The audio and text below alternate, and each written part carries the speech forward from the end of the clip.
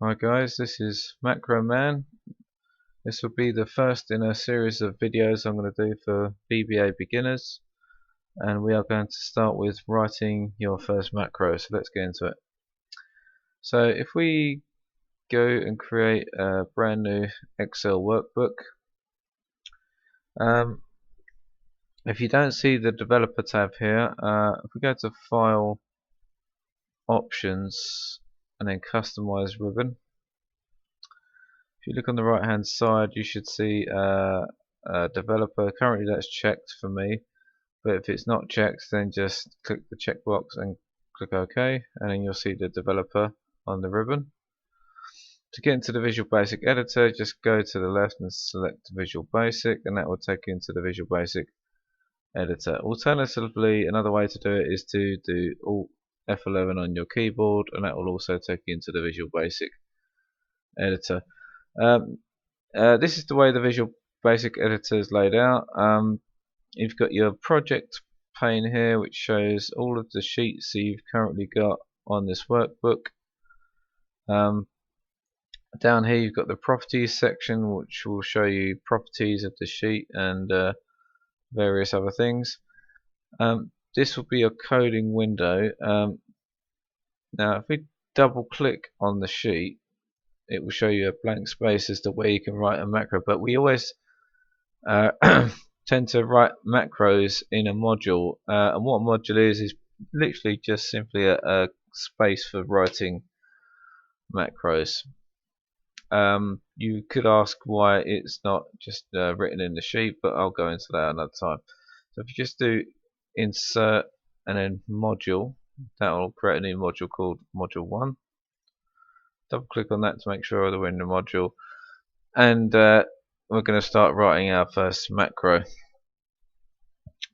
So you might be asking what this option explicit is. Don't worry about that, we'll cover that in another video. Right now let's just get you writing a macro. So whenever you write a macro in VBA, you always start with the word sub space and then whatever you want to name your macro.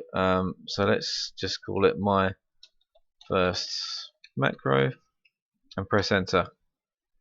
When you press enter, you'll have the open and close brackets automatically entered onto the end, and it will automatically put end sub at the end,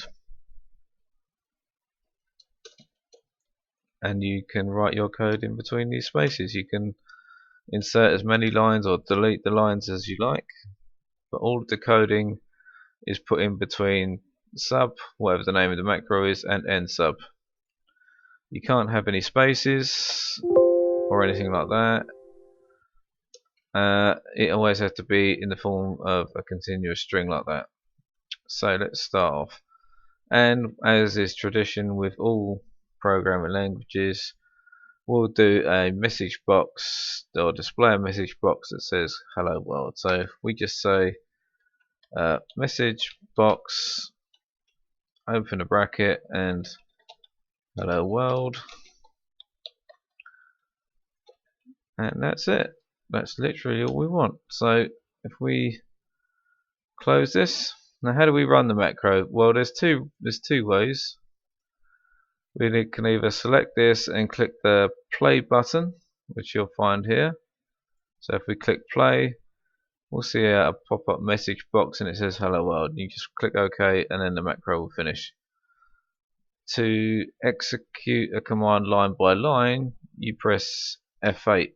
When you press F8, you'll notice that this goes yellow. This is what's called debugging mode, and this will allow you to execute one line of the macro at a time. Every time you press F8, it moves down to the next part of the macro. If you press F8 again, it'll execute that line and then it will end the sub.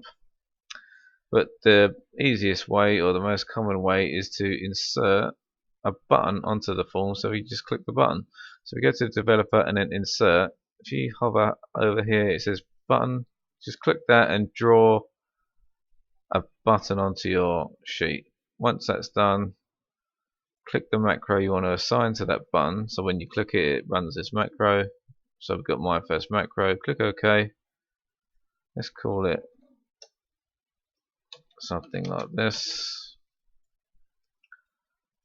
Let's resize it. So click. There we go. Hello world, and that's your first macro. Okay, we'll leave it there. This is just a short video just to get you started, and I'll see you next time.